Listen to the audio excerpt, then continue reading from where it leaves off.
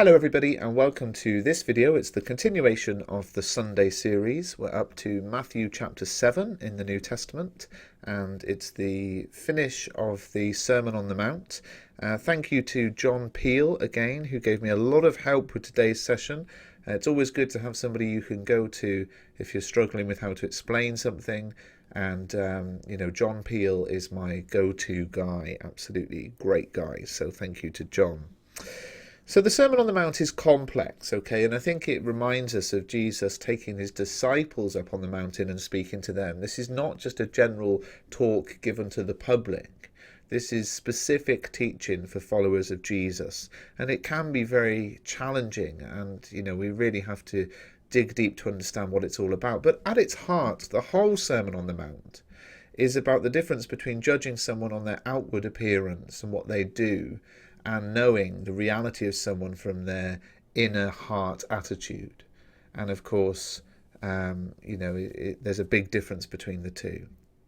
Someone put a comment on the video a week ago saying, and this is their quote, "Although I dislike religion, I cannot deny that it's written in a good way." And I think that's a brilliant quote, and I think I agree. If Jesus is the Son of God and he comes to the earth to teach, we should consider him to be the best teacher who's ever lived, and we should look at his method for teaching.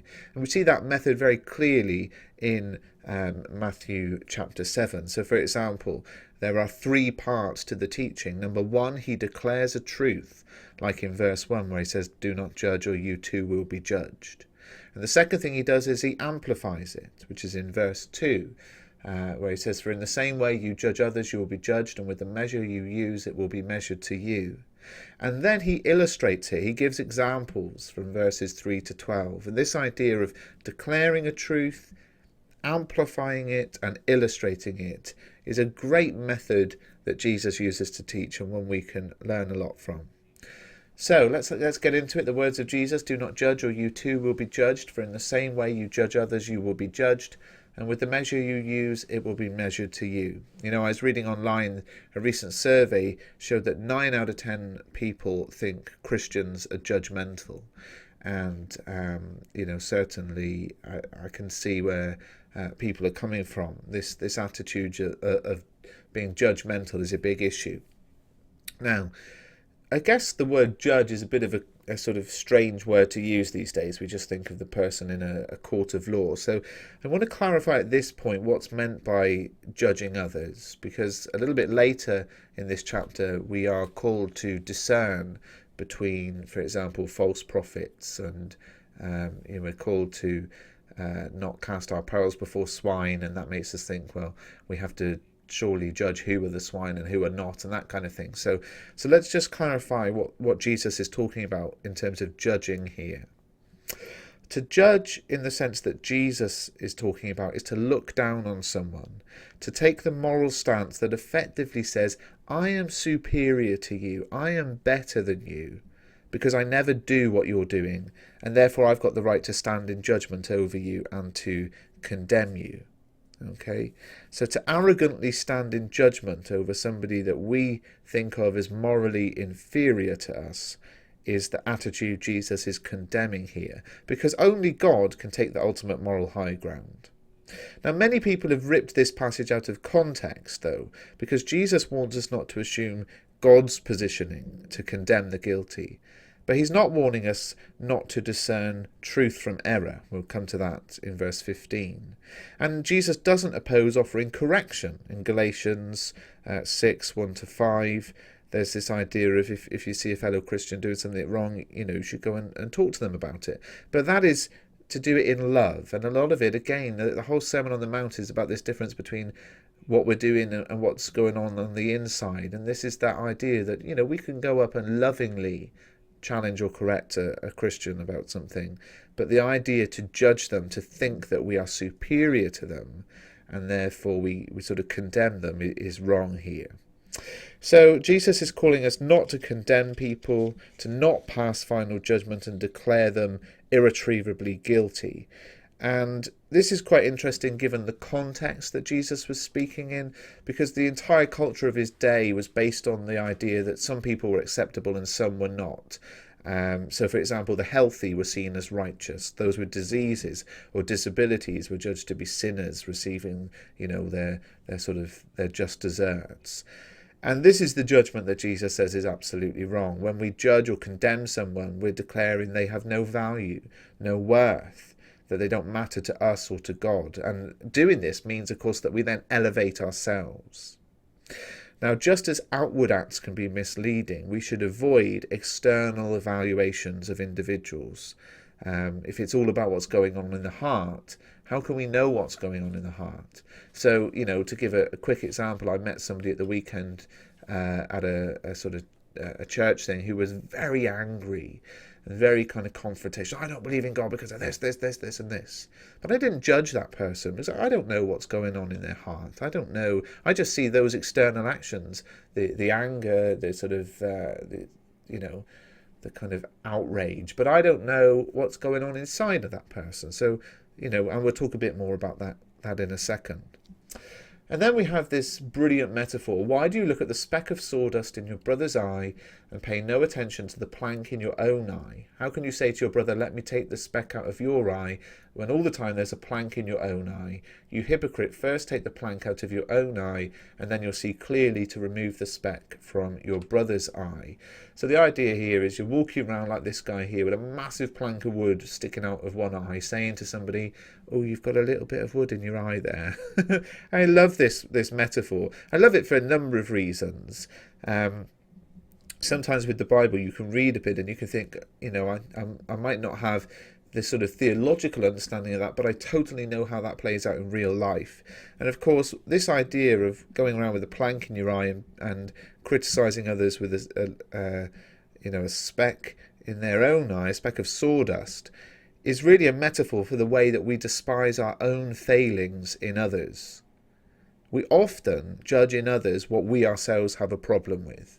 So if you, write someone off as, oh, that guy's an idiot, he's so negative, or he's so arrogant, and then somebody else meets that person and they really like them, and you're like, what? Didn't you think he was really negative? Didn't you think he was really arrogant? And quite often that's because, I might struggle with being negative and being arrogant, so I notice it in someone else. I've got the plank, but I notice the sawdust, which is, of course, both the same thing, both the idea of having a bit of wood in your eye. So it's a great metaphor. And the other thing, of course, is that, if we despise our own failings in others, again, we're judging the outward appearance, aren't we? Now, the next bit seems to be a little bit contradictory, but I want to show that it's not. Do not give dogs what is sacred. Do not throw your pearls to pigs. If you do, they may trample them under their feet and turn and tear you to pieces. Now, what's this about?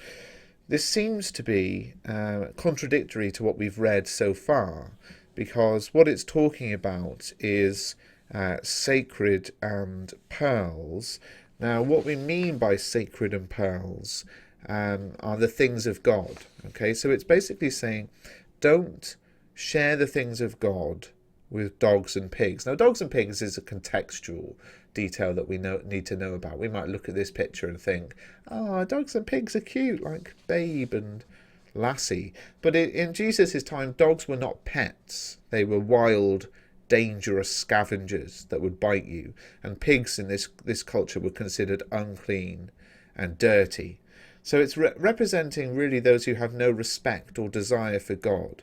So what's going on here? Well, there's a couple of interesting things to point out. First thing is to do with the grammar of the whole verse, which is quite interesting in itself.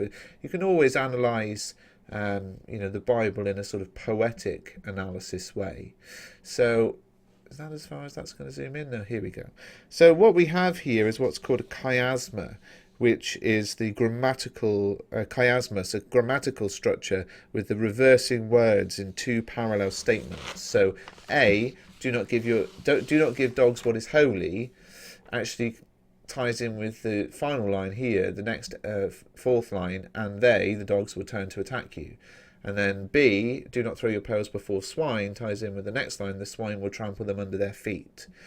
Now, why is there a chiasmus used by Jesus here? This was a cultural thing when somebody was teaching and they wanted something to stand out and to stick out and stay in your head. It's a bit like the sort of arrested or deforest devices that we use today. Now, Jesus is saying here, we don't treat all people the same with respect to sharing the things of God, talking to them about God, and in some other ways as well, but primarily to do with that. Now, the best illustration of this is found in Luke 23. Okay, so Jesus is taken before Herod and Pilate. Now let me just see what's happening with the screen.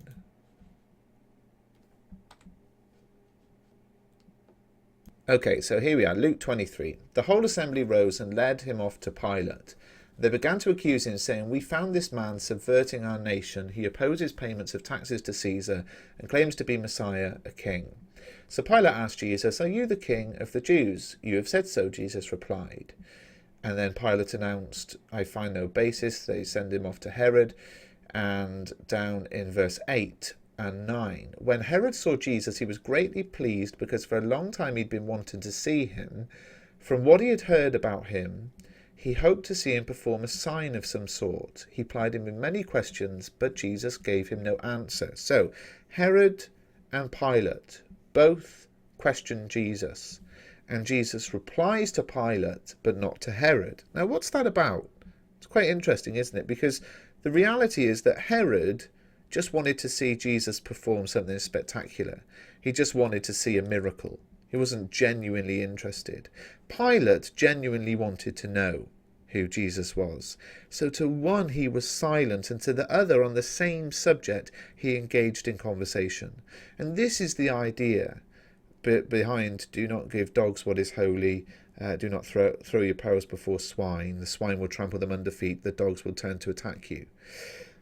This is a great message, I think, because sometimes people are just not going to accept what you say about Jesus. And this is basically saying, look, you don't treat someone who simply wants an argument, or who is out to attack or ridicule you, or is incapable of hearing you. Perhaps you're out, doing some street mission and they're drunk or they're on drugs. You don't treat those people who want an argument, who want to attack you, to ridicule you, or are incapable of hearing you, the same as someone who appears genuinely interested and open. So we've got to be wise, we've got to be careful and discerning, not thinking that we can treat all people the same. Okay? So there are some people who are not going to accept what you say about God. And really, Jesus is saying, don't waste your breath on this people. Now, that doesn't mean that you don't love them, spend time with them, bless them, be good to them, but it's about talking about God. If you're a Christian, you'll know there are just some times when it is pointless. Don't get into a futile argument.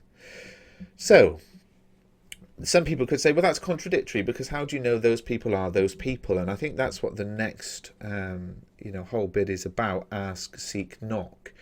The ask and it will be given to you, seek and you will find, knock and the door will be open to you. For everyone who asks receives, the one who seeks finds, and the one who knocks the door will be open to.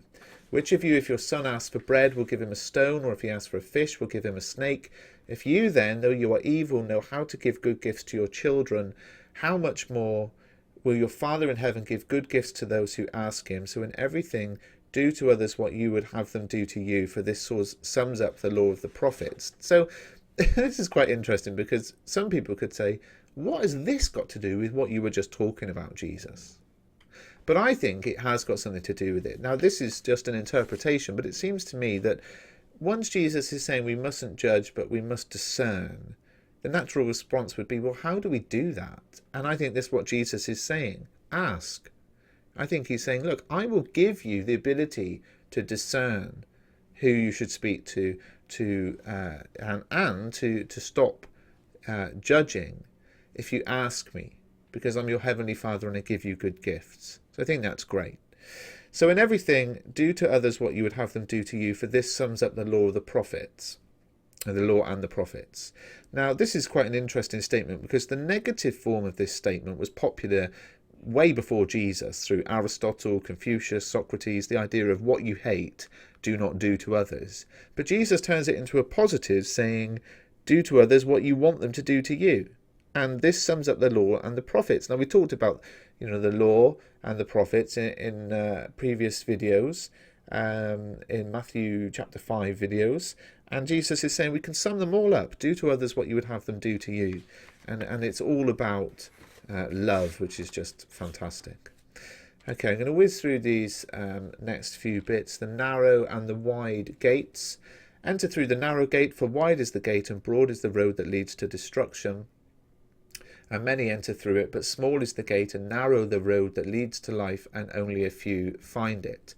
Now, some people, particularly in today's modern world, about political correctness and all the rest of it, think this is, would hate this. There is a narrow gate to heaven. There is a narrow gate to God, and that is through Jesus. And that's it. But today, most people would say, oh, no, there's a wide gate. All religions lead to God. It's all the same. Everybody, all paths lead to God. But of course, and then they would say to a Christian who would say, well, actually, no, only Jesus is the way to God, would say, well, that's excluding others. So if you're saying there's only one path to God, you're saying that other people are wrong. Now, what cracks me up about this is if somebody says, well, all paths lead to God, they're excluding others and they're saying that Christians are wrong. So, all views, write off or sort of say, this is the truth and the others are not true. True and false prophets. Watch out for false prophets. They come to you in sheep's clothing, but inwardly they're ferocious wolves. I love this because, again, it's, look, what people look like on the outside is different to what they're like on the inside, or can be. By their fruit you will recognize them. Do people pick grapes from thorn bushes or figs from thistles?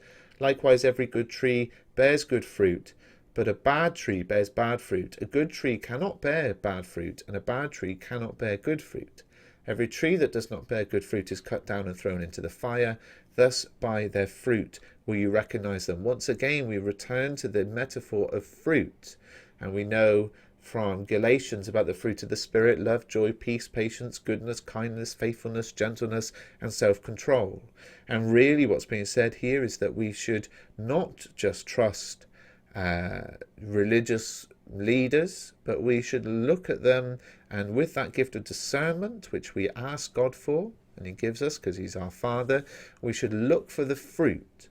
Now, it has been said, if someone says they're a Christian, but they are not demonstrating love, joy, peace, patience, goodness, kindness, faithfulness, gentleness, and self-control, then you can question whether they really are a Christian.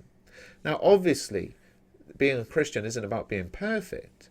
That Jesus wouldn't have had to die on the cross if we were all able to live a perfect life. But you should see some fruit. Challenging, but totally something that I agree with. Now, what else is there to say here?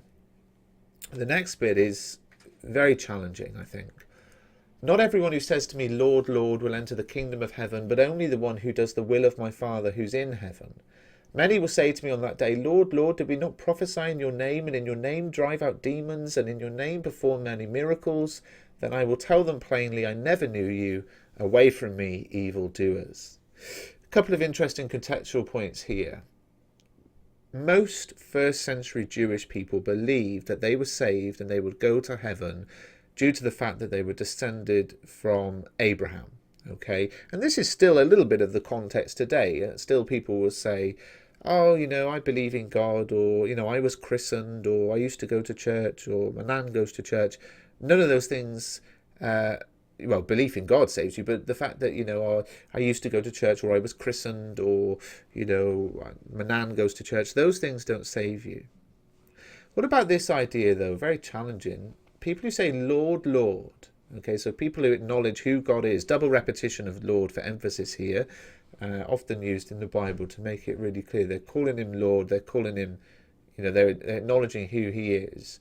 Did we not prophesy in your name and in your name drive out demons? So these are people who are active and in the sort of activities of the church, if you like.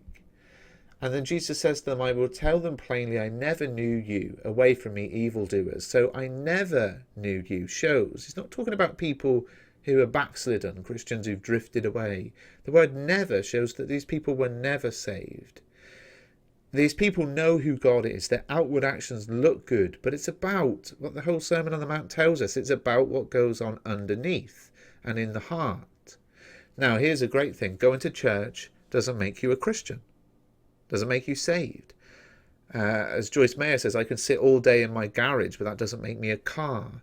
It's about your heart. Very challenging. And we finish off with the wise and foolish builders.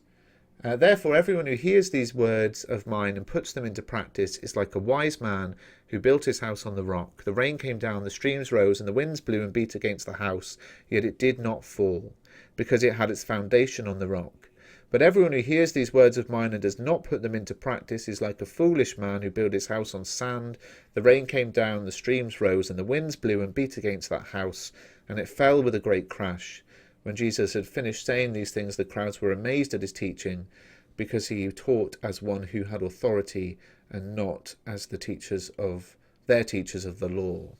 What's this idea of foundations? I mean, there are lots of ways of looking at it again as a metaphor, but one of the things I think that's in keeping with the Sermon on the Mount, again, is the outward appearance versus the reality of what's inside. You see, a foundation is under the ground. You can't see it. So the outward appearance are these two people at a house, but you don't know what's inside, in the heart, as it were, metaphorically, which was that one had a strong foundation in God and the other one didn't. So again, it's this challenge of what things and what people look like on the outside. And that's what the whole Sermon on the Mount, the last 3-4 videos, has been saying. What people look like on the outside is not an indication of who they are. God looks at the heart, we read, not at the outward appearance. And we've got this thing to remember, that Jesus is addressing heart attitudes, what motivates our actions, rather than simple outward appearances and actions. You can see that in a negative way, where you can judge people, or where you can discern false prophets and that kind of thing. And that is such a big challenge, isn't it? Because we judge people on what we see. But Jesus is challenging us here, as always, in the Sermon on the Mount. I hope you found this video useful. Please do leave a comment. The final thing to say, they were amazed because he taught as one who had authority and not as their teachers of the law.